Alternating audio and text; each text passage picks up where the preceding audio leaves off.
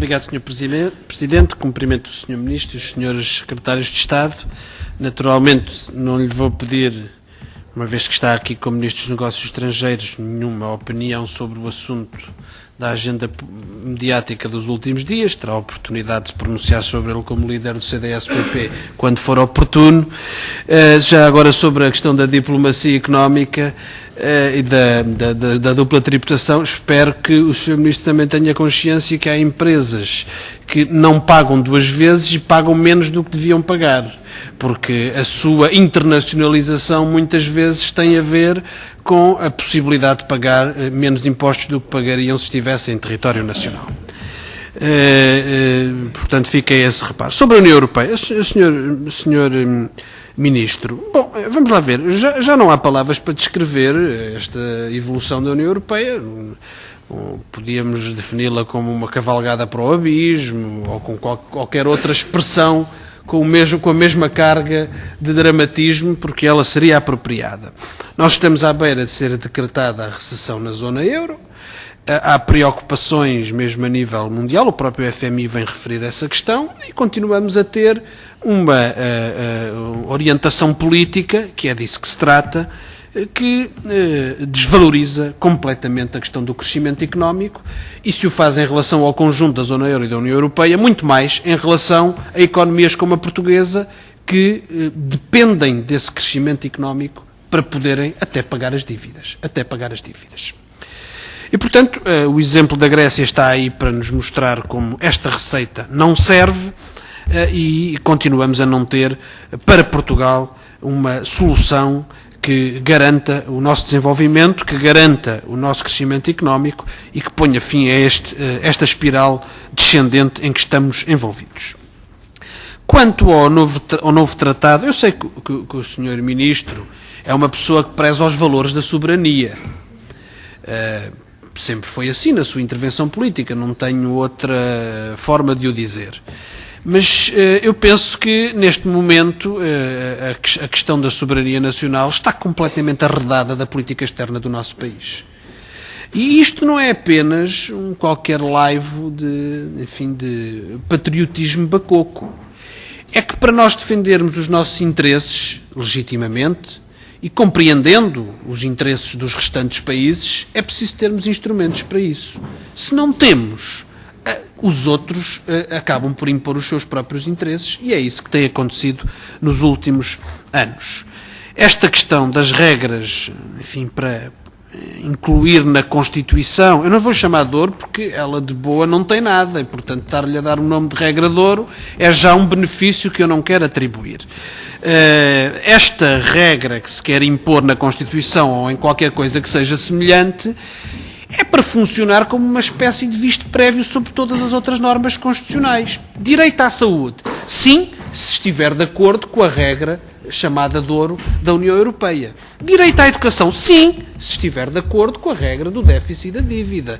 Direito a ter uma reforma, a ter um salário, sim, se estiver de acordo com a regra do déficit e da dívida. Este é que é o efeito pretendido. É este o efeito. O Sr. Ministro vem-nos aqui falar destas medidas, destas normas, como uma arma nuclear, que é para ter efeito dissuasor. Eu sou a favor do desmantelamento de todas as armas nucleares, e até pensei depois do seu discurso sobre o Irão que o Sr. Ministro também era. Agora, aqui o problema, Sr. Ministro, é que de facto até pode considerá-la uma arma nuclear, mas só uns é que a têm, nós não a temos. E, portanto, em vez de ser uma arma dissuasora, é uma arma opressora.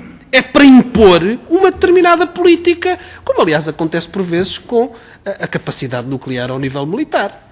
Portanto, é uma arma nuclear, se quiser, mas é uma arma nuclear só nas mãos de alguns, para impor aos restantes e para garantir que continua o país subordinado à arreata económica alemã, que é o que tem acontecido nos últimos anos.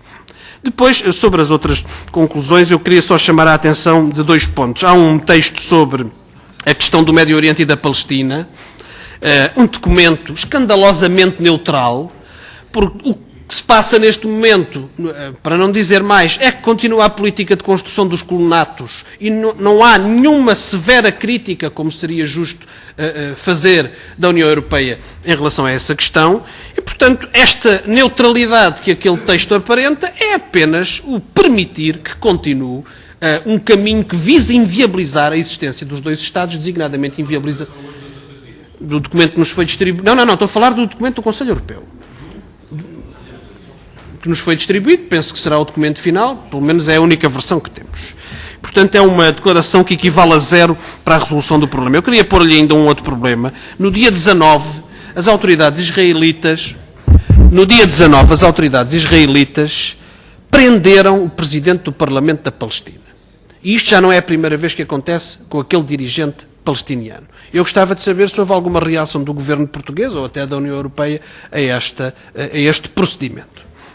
Quanto à questão da Síria, o Sr. Ministro referiu-a aqui, nos termos em que tem sido referida pelo governo português. Naturalmente, todos condenamos a repressão que está a ocorrer, mas o problema é que a realidade é mais complexa, porque dos atos terroristas, que é até referido também nos textos do Conselho Europeu, que tem a ver com o atentado à bomba numa manifestação que até vitimou um jornalista francês, era numa manifestação de apoio ao governo.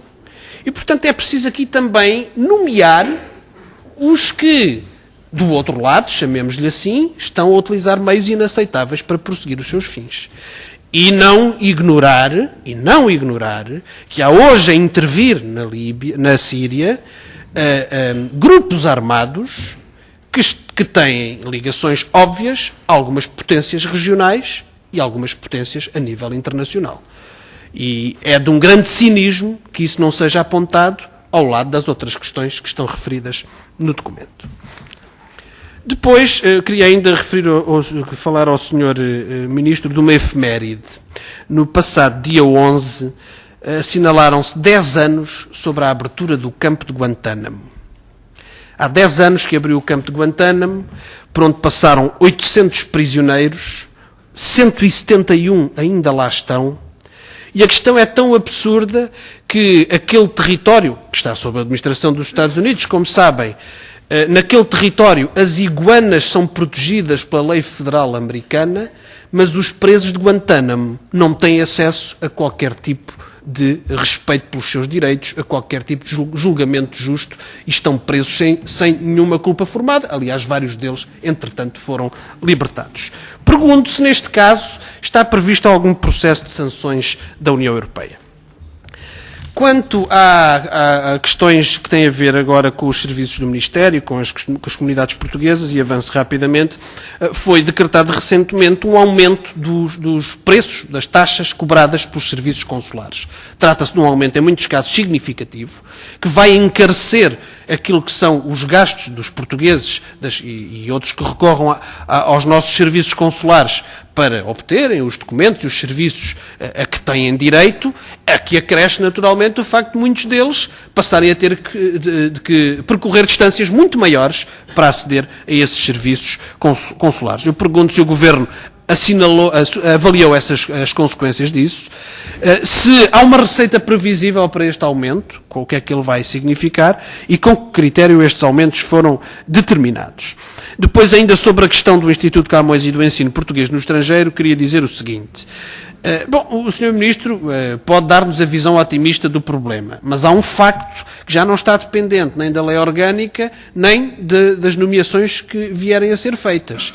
É que, no orçamento, podemos verificar que a soma dos orçamentos privativos dos dois anteriores institutos, que ainda estavam autonomamente no orçamento naturalmente, constitui, em comparação com 2011, um corte de 26%, portanto, um quarto da verba disponibilizada. E contra esse facto não há reorganização que faça nenhum milagre. Pergunto se é verdade que estão a ser chamados para voltar ao ensino do português no estrangeiro professores que foram dispensados, despedidos, mas para exercerem essa função, não com o salário que estava atribuído nos países onde exerciam essa função, mas com o salário de cá. o que manifestamente é incomportável para viver na maioria desses países. Pergunto se isto é verdade. Uma questão final tem a ver com o encerramento ainda de serviços consulares, Frankfurt, Clermont-Ferrand, Nantes, Lille, também em Andorra e Osnabrück, parece ser ali uma obsessão do Sr. Secretário de Estado José Cesário, não sei se é partilhada pelo Ministro. Eu gostaria de saber se o Sr. Ministro não considera que é grave que com isto, com dados do Ministério, apesar de se poupar, falsa poupança, 1,5 milhão de euros, vão deixar de ser feitos naqueles serviços consulares mais de 25 mil atos consulares por ano. Mais de 25 mil atos consulares por ano. E eu pergunto se o Sr. Ministro e o Governo estão disponíveis para que, até que uma petição que deu entrada nesta Assembleia seja apreciada, se suspenda este processo, para que possamos ter aqui um pronunciamento de todos os partidos e possam ainda ser atalhadas algumas erradas decisões nesta matéria. E fico por aqui nesta intervenção.